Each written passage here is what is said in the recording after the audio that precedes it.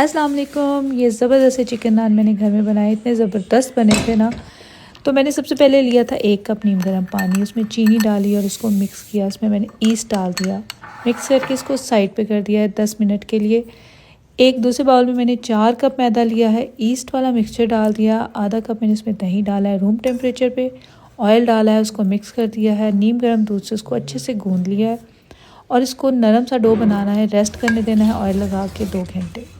यहाँ पे मैंने बॉयल चिकन लिया, उसमें धनिया, हरी मिर्चें, प्याज डाला, मसाले डाले, सब मैं मेंशन कर दूँगी कैप्शन में। और सबको मिक्स किया। यहाँ डो भी हमारी रेडी हो गई थी। मैंने उसको फ्लैट किया, उसमें फिलिंग ऐड की, उसको बेल लिया। उसको नान की शक्ल देनी है, कोई भी डिज़ाइन बना लें।